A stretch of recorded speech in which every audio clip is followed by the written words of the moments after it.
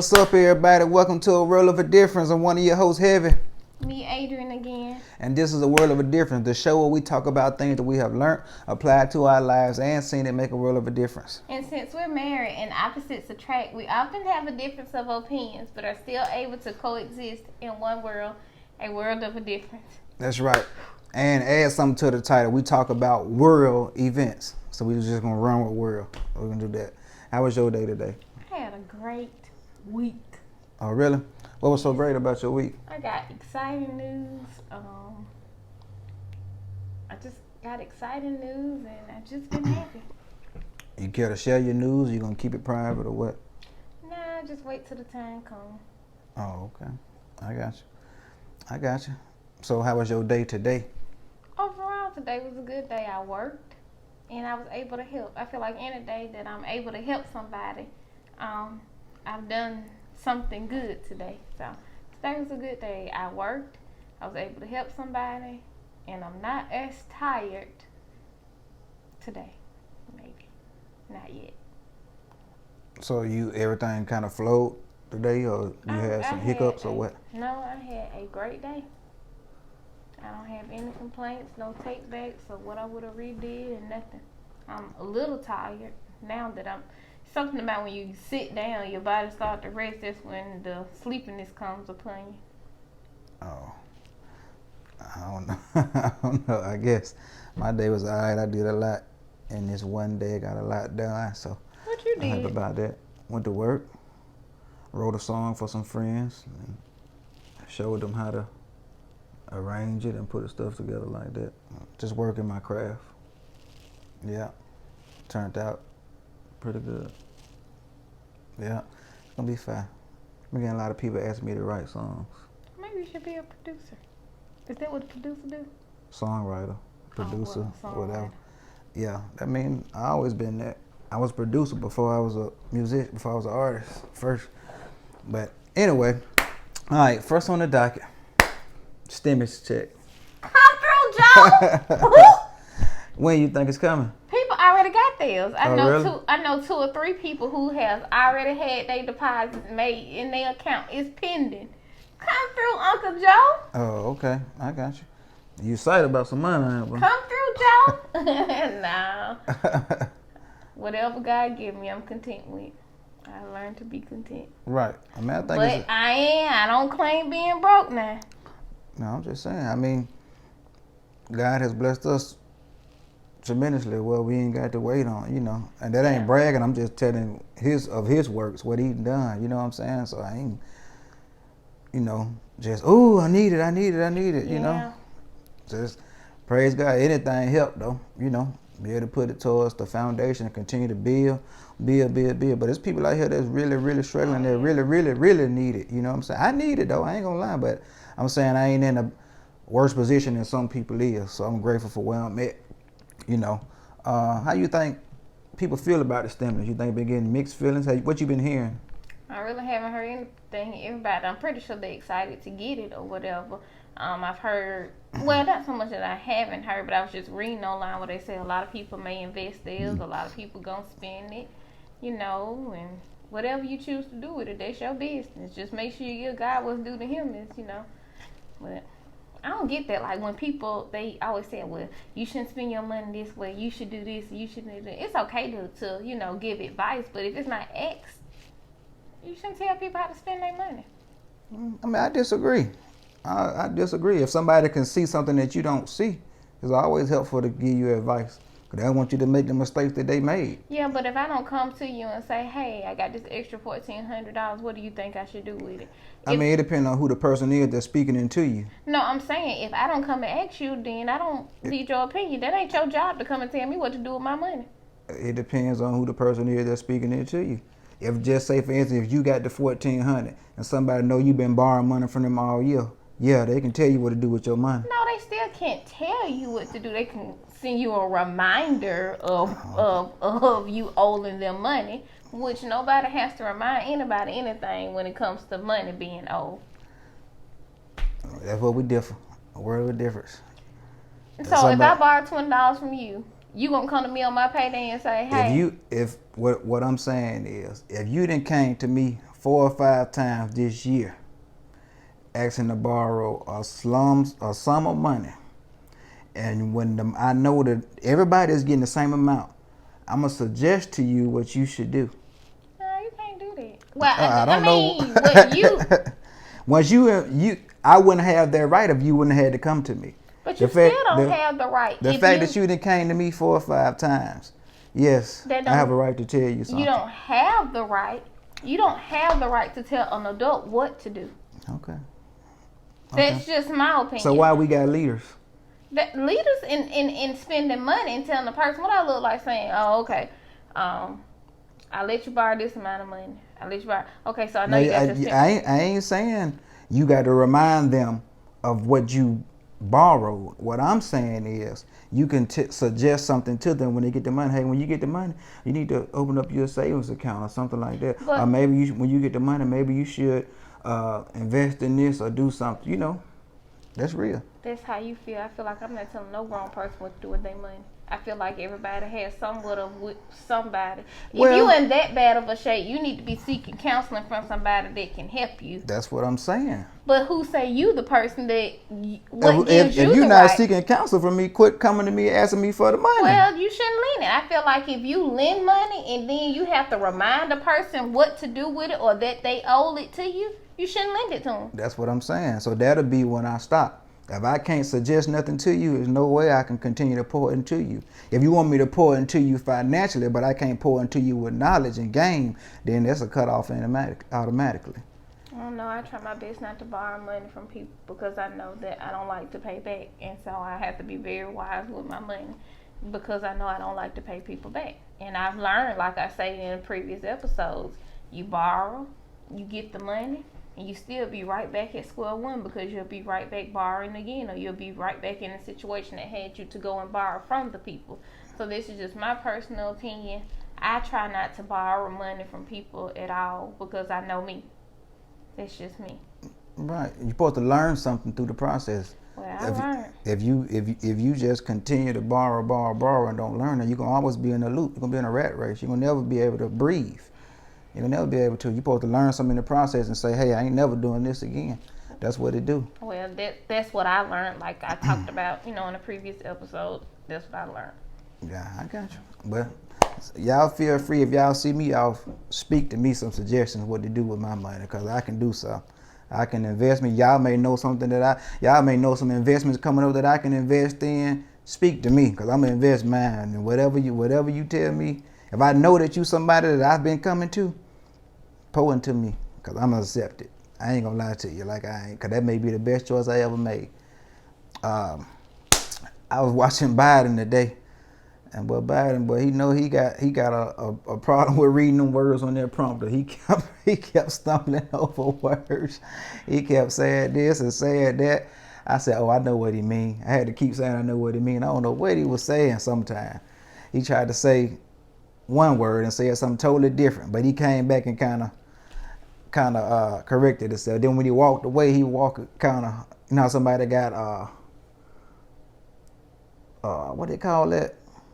I forgot what they call it, but something is in your ear and it make you kind of off balance. You can tell he got that because he was kind of stumbling a little bit when he walked away. Somebody tried to ask him a question and he called himself walking away, ignoring their question, but he walked away so slow. I'm like, Joe, we still can see you. You know what I'm saying? It was funny, though. Maybe that's just an inside joke to me, but it was funny, though.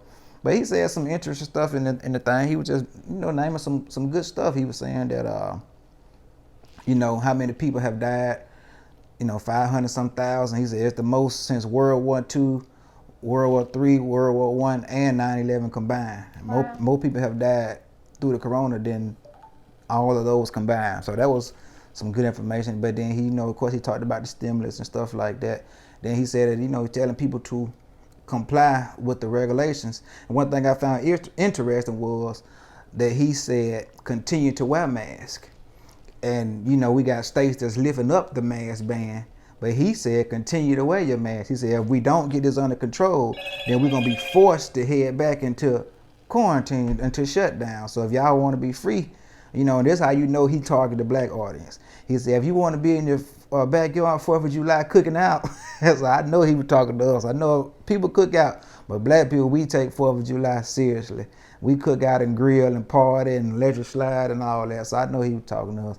But that's what I found interesting about today. So since the mass order is ending, do you feel it's best to go back out now? Do I feel it's best to go back out? Mm-hmm. I mean, it depends. I haven't saw God on it yet. I guess one thing you got to see God on to see the answer. That's for me anyway. I can't speak for nobody else. You know, just like he said, sit down. He can tell you when to come out. You know, just like Noah. Like I said before, Noah, when he was in quarantine, even though the water faded down, he still didn't just go out the boat. That he had evidence that the water was gone. He sent the bird out. The bird came back. When the bird came back, that signaled that there was no dry land for the bird to land. So that means stay in.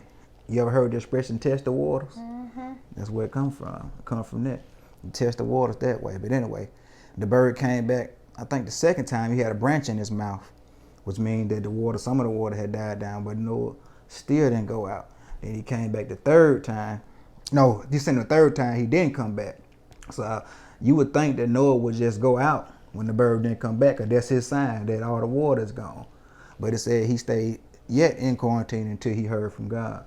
That's when he got off. You know what I'm saying? So I haven't sought God yet. That's something I'm going to do this weekend for real, to be honest with you, to see when he want me to move forth and then going back, full swing. Yeah. What you say you want to talk about today? I just wanna. I think another reason why I just had just a great week. Over the week I just reflected back, because this has been a full year that we've been in quarantine, and this has been a full year that God has honored His word. What God gave to me, God has honored that, and I'm just so overwhelmed with joy about the goodness of God. God has been so good to me. And I did not give God what's due to Him. I was just sitting back and I was just reflecting when this quarantine first started or whatever. I laid in bed. I was in a state of depression, because it's like what was normal to me had been taken away. You just get up and you do the same thing your whole life. Every single day I had the same pattern. And just all of a sudden it was swiped away, and what I did have, it was taken away from me or whatever. And so I just went through a state of depression, because I didn't know how to function, because my way of being had been that way for so long. You went through depression? I don't think you remember. One of those days when you bought pizza home. It was once that little hair movie came out on Netflix. Hair? Yeah.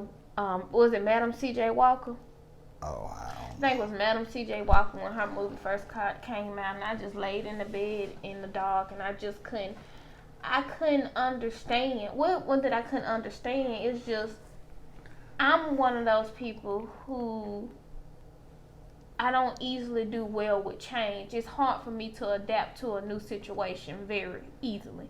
And so I'm okay, I'm at home for a little while, but as the days went on, I was like, okay, this is it.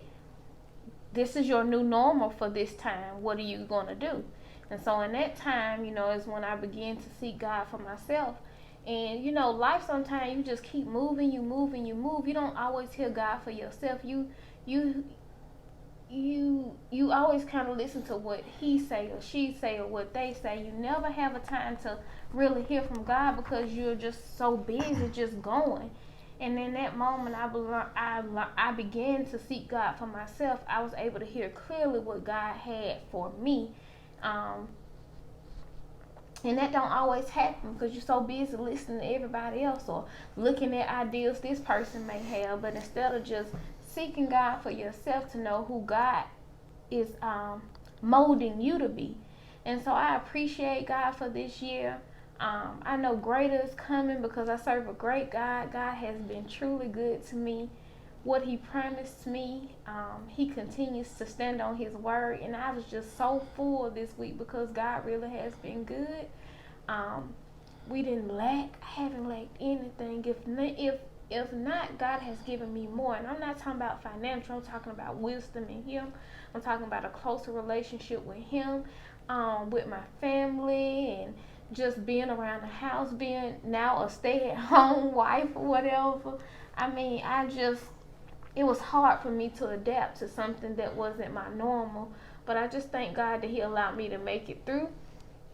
And I don't know what comes next or what God got in store, but one thing I do know is I trust God.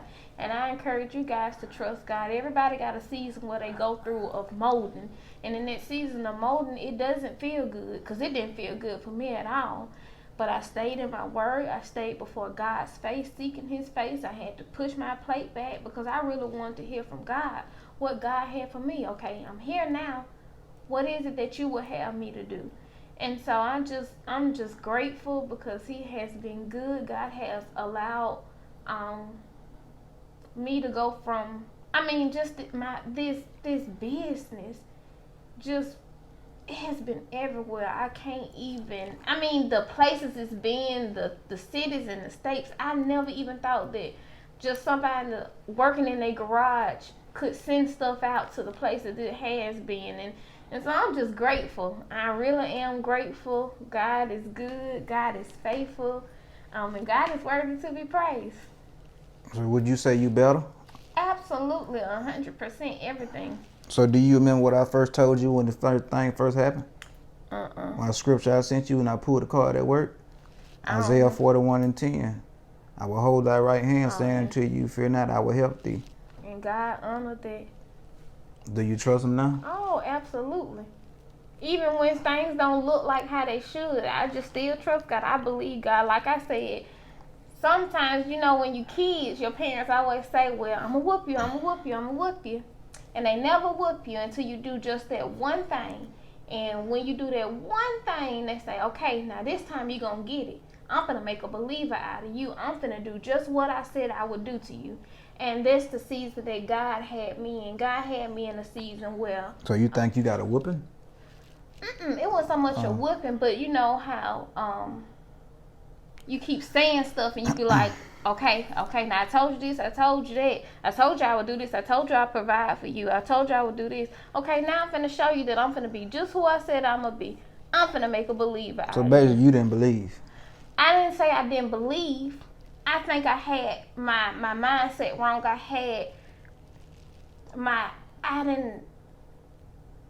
God wasn't the source like how I say He was. I was still seeking others for stuff that only God can give me. And so when the sources were swiped away, then I was left with no other choice but to go to the resource, the person who provided the sources to the people. So I don't say it was a whipping. I think it's the best thing that could ever happen to me. I don't take any of it back. God has been good. He has honored His word, like I say. I cannot say anything bad about this season in life. I got you. You say you better. A whole lot better. Oh, that's all that matters to me. I knew He'd provide. I ain't gonna say it that wasn't so much of the providing, because I'm not. And I don't mean to sound arrogant or nothing. That's just my faith. And that's the thing. You got to have that. You got to speak that thing, though. That's it. You got to know it to speak it, though. You're right. But it was just what I had been doing my whole life, just gone. And that's hard for me because some people can get in a new environment and they can adapt well. Mm-hmm. I didn't. That's not me. I didn't get into this environment and adapt well. I was just used to going about my daily routine. And when it was taken away from me, it was hard for me to adapt. Everybody's different. You didn't have a problem.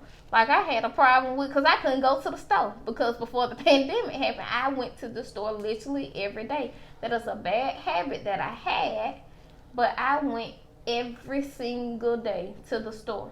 That was taken away from me. It was hard for me to adapt. I got to stay in the house because it's for the safety of me and my family. So you can't just run to the store. When you go to the store, you got to put on all these thousands of masks and gloves, and you looking around at everybody, and you don't know who got what, and you don't know. I mean, it was just a bunch of uncertainty for me. It was scary. But the ability to do what I do was taken away from me, so it made it hard for me. I got you. Because he started going to the store because he was like, if somebody get it, I'd rather it be me. All right. And he had to go to the grocery store. He had to buy. I mean, everything was fully on him. And even at that time, I didn't have any money saved like that. So everything was on him.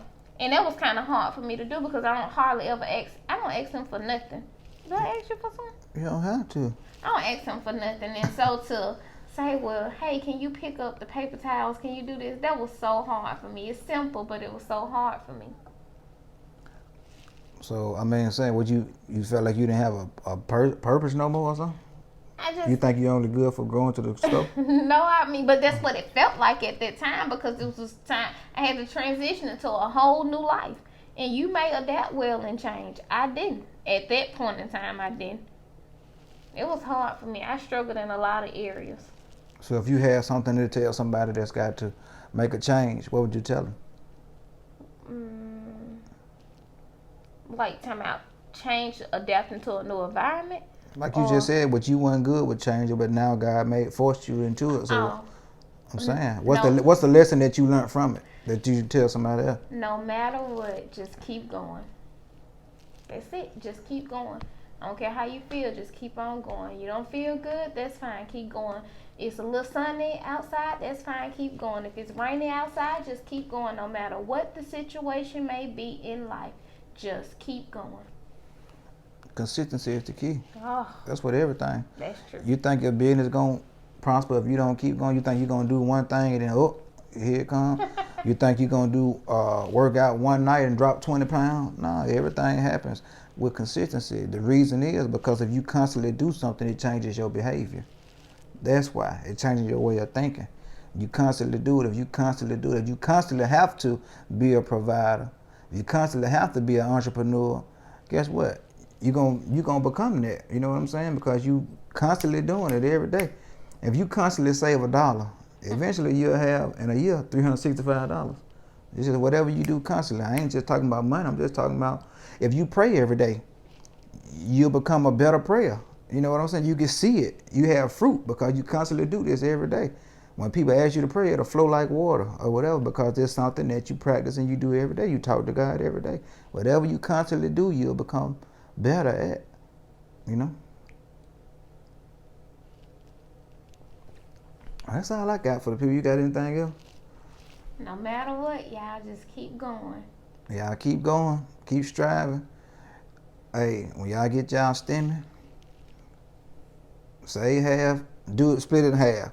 Let somebody tell you what to do with one half, and then take her advice what she said with the other half. I'm a wise person when it comes to money because in this pandemic, I had a never again moment. I only shop on sale.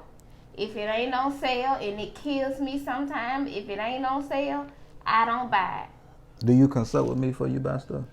I don't buy anything but hair. I ain't why I asked you what.